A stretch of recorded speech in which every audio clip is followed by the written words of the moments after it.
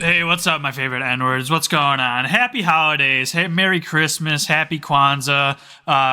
Not gonna say anything for Hanukkah because I hate all you people. Just kidding. Happy Hanukkah to all my Jews. Happy New Year. It's 2025 now, guys.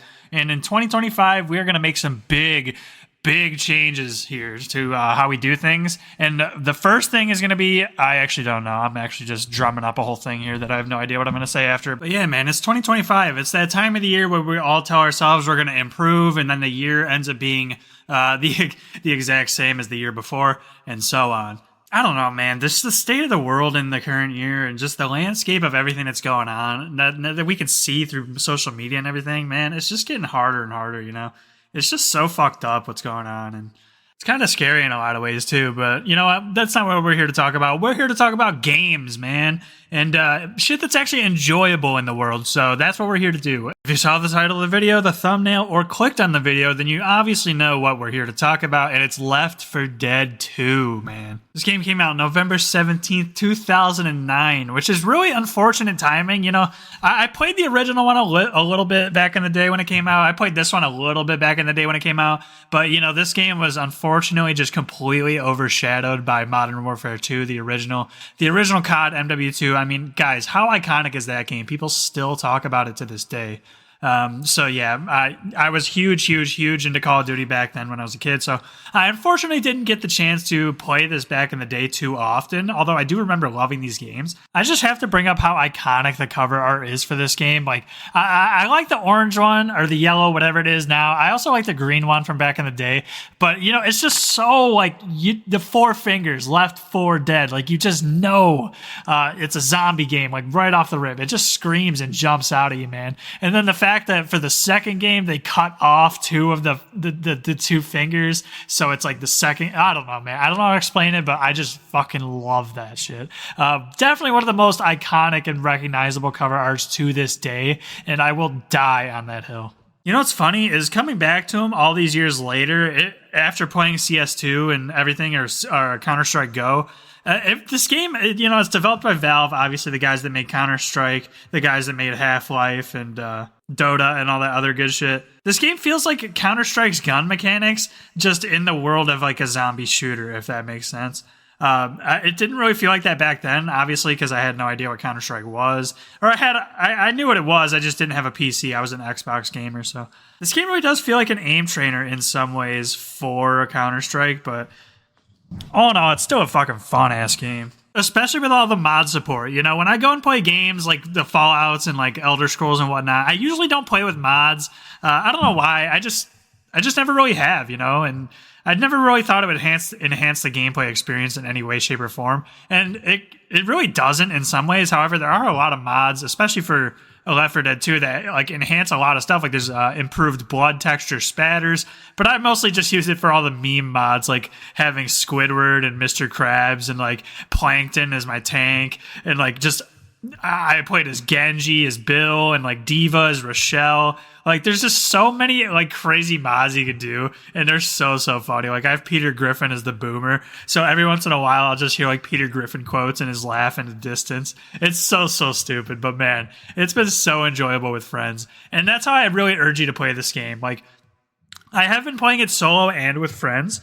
You can actually put it to a public lobby, start the game up in a campaign, and kind of just play through it, and people will join and leave. It's actually really cool. And I checked the Steam charts for this game, and last time I checked, there was 30,000 people like actively playing the game when I checked, and it's like, that's just insane. Because, you know, I did check Back for Blood as well, and they had 5,000, which is kind of understandable, but it's just insane that after all these years, Left 4 Dead 2 still has like a strong player base and that really cares and is passionate about the game. I think that's super cool, man. And it really is a testament to just how good the game is. Would there be the same player base if it didn't have mod support? It's hard to say. Probably not. But still, I mean, that doesn't really take away, because I love that Valve does that. They're just like, you know what? If you guys love this game, we'll add the workshop to the Steam, and you can just go crazy with it. You know, just keep the game alive if you want to, let it die if you don't. And that's just what they did, man. And I do want to play Back for Blood again, just to just to, compare these again. I don't know if I will, but I did play Back 4 Blood. I wasn't too impressed with it. It did improve a lot of things about Left 4 Dead. And I know it was made from like old Left 4 Dead developers or whatever, but it still just didn't feel the same. It didn't feel like this game. Although I do like the whole gun attachments thing and like the card system. I think it's very cool. I wish Left 4 Dead had a little more depth, but I'm going to cut it some slack. It's an older game.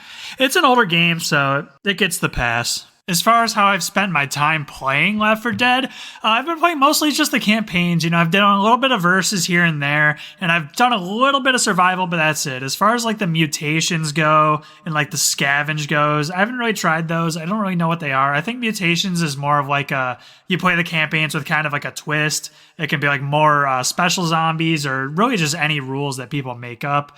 I have no idea what scavenge is. Versus is actually really interesting. I'll explain that a little bit later. And then I haven't played too much survival as well, but survival I'm pretty sure is just obviously surviving until you no longer can. Kind of like a traditional Call of Duty Zombies mode, except it's not really round-based. It's time-based, so however long you can survive. I only played one match of this, and it was at the end of Dead Center, where you're supposed to fill the car with all the gasoline, but you don't. You don't fill the car, you just kind of survive, and there's a timer saying how far you've made it and like what your best time is. So yeah, it's pretty interesting, although I just find the campaigns and versus a lot more immersive and just more playable, you know what I mean? Let's get the story out of the way. Let's talk about the story really quick, guys. I'm sorry if I spoil it for you, but here it goes. 3, 2, 1... Okay, so there's a group of survivors trying to survive a zombie apocalypse, and then they move throughout the world that they're going in to get to the next safe house to then go in another campaign and do it again. So yeah, the story is just surviving. However, I never really looked into it. I was just kind of memeing there for a minute, but I never really looked into it.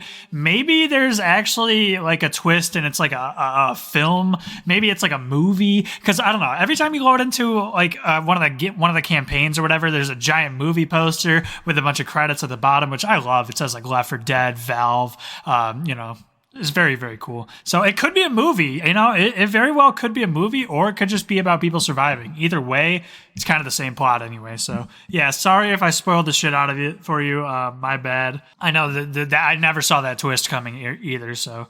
Now, I really don't know too much about what goes on in the campaign story-wise, but there is a moment where the Left 4 Dead 1 crew meets the Left 4 Dead 2 crew. I think it's during the Sacrifice campaign. I won't tell you who dies, but one of the old crew dies helping raise the bridge, which is very cool. I actually really liked seeing that when playing through the other campaign, because it comes to this moment where you're like, oh, holy shit. The two survival groups actually came in contact with each other, which is very cool, man.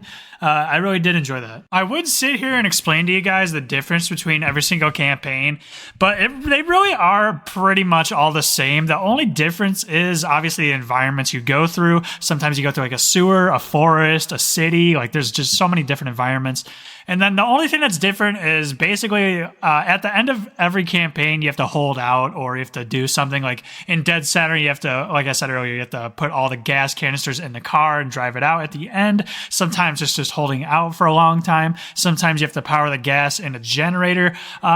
That's really it. It's not too much different. You basically just go through multiple different sections in the campaign. They're split up through safe houses where you can, heal up with more health packs, regather supplies, get pills, stims, more ammo, change up your guns, that kind of thing. And that's really it. Like I said earlier, not too in-depth of a game, but it did come out in 2009. So, a little dated, but it's still fun regardless, man. Play this game with your friends and you will have a good time. Especially right now, because it's on sale for like $2 on Steam. And even when it's not on sale, it's still like $10, which, $10 for a game this old isn't like, you don't want to pay that, right? But there's a lot worse for a lot more out there. There's a lot of $60 games that aren't worth 10 minutes of your time. So you could definitely get a solid like 5 hours out of this, even at $10. So I guess it really just depends on how much you want to put into it, how much you get out of it. But yeah, definitely play it with friends. Buy it all for your boys. Gift it all your boys on Steam and play it. You won't be disappointed, man. It's a fun ass fucking time. So I'll explain versus. It's kind of not that much different. You play them on the same exact exact maps that you play the campaign on,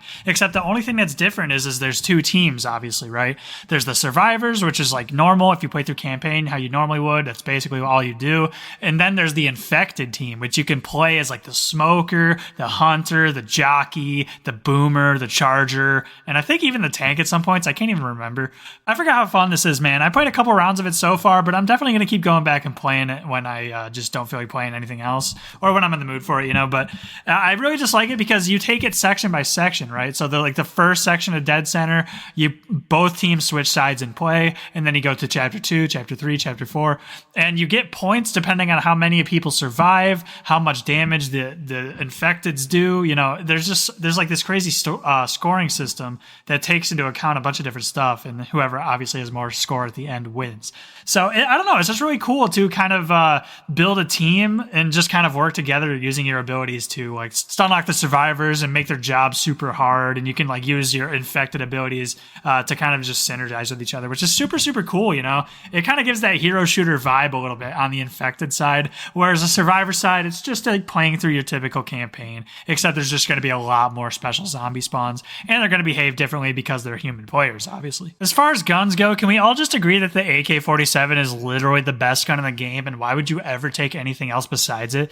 I would hear an argument for maybe like the snipers and the shotguns, like the M1014 and like the SPAS 12, right? If you want to go 3-burst option, maybe you'd go for the SCAR or full auto M16 for a little more ammo and less damage. But yeah, why would you just not choose the AK-47 literally every single time? It has range, it has good ammo, it has really, really good damage. Like, I don't know, it just feels like it kills everything super fast. So weapon balancing in this game, yeah, it's not the greatest, man. It really isn't the greatest. I feel like the SMGs are all terrible. The Uzi sucks ass. The silenced SMG isn't the greatest. The MP5, I like the MP5 a lot, but the reload speed is so bad on it. It takes forever to reload. As far as melee weapons go, they all kind of just feel the same. They all kind of one-shot normal infected, and they like, as far as killing a special infected with a melee, I don't see why you would. You want to shoot the hunters before they pounce. You want to shoot at the jockeys before they get close. You obviously want to shoot the boomers from distance. You want to shoot just about literally just about every special infected you want to kill from distance. Like, why would you want to melee them? So as far as melee goes, like, yeah, it's great for like just hacking and slashing your way through the map. Definitely not good for killing special infected.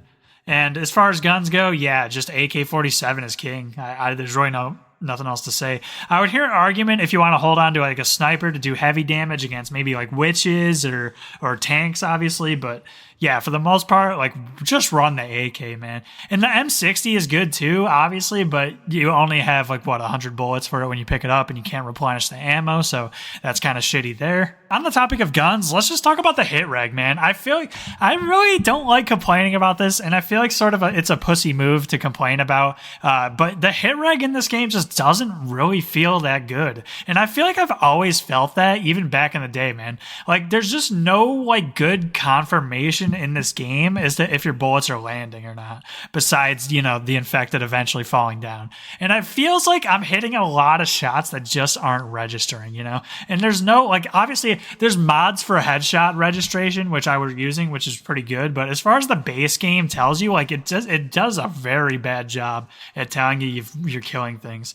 I don't know if that's just me. Maybe it's just me. Maybe I'm dog shit, but I really feel like a lot of the times, like, bullets just aren't connecting to the target. Maybe it's a me problem. Maybe I'm a fucking retard. Just let me know in the comments below if you agree with that. There's also tactical equipment. There's like the boomer bio. It's obviously filled with like the boomer vomit. If you throw it on an enemy, all the common infected will swarm it. It's very, very useful. You got the Molotov cocktail you throw on the ground to make a huge lake of fire. That's just very useful as well for cutting off doorways and small hallways. You got the pipe bomb, which is essentially the monkey bomb, which I had a mod on for to make it look like the monkey bomb, which was very cool. So you throw it, and then the horde obviously wants to go follow it, and then they all explode from it. It's very, very useful. It's just always good to have this, man. Always, always good to have it. I mean, I feel like that's pretty much going to do it, guys. I really don't know how much more I can say about Left 4 Dead 2. It's one of the better survival zombie games, like survival FPS, zombie style games out there. The fact that it still has 30K players daily is a testament to just how good it is, man. It's a little outdated, sure, but is it a good time to hang out with your buddies and just shoot a bunch of fucking infected and kill a bunch of zombies and troll each other and just have a good time on? Hell yeah, I'd strongly recommend it for that. This and COD Zombies are like the OG zombies, man. They're pretty much the only like FPS zombies games people still play, you know. I really, you don't hear of all the other ones as much as you do COD Zombies and Left 4 Dead, right? It's so iconic that they even try to copy the formula with Back 4 Blood and Redfall. I haven't played Redfall. I wanted to give it a try just to see how bad it is, but I really just do not care to play it at all. And vampires really don't interest me in any way, shape, or form either, so. Yeah, I don't know. I won't rule it out completely. Maybe one day as a meme. Oh, I guess I should answer this question really quick. Should you play Left 4 Dead 1 first or buy it first?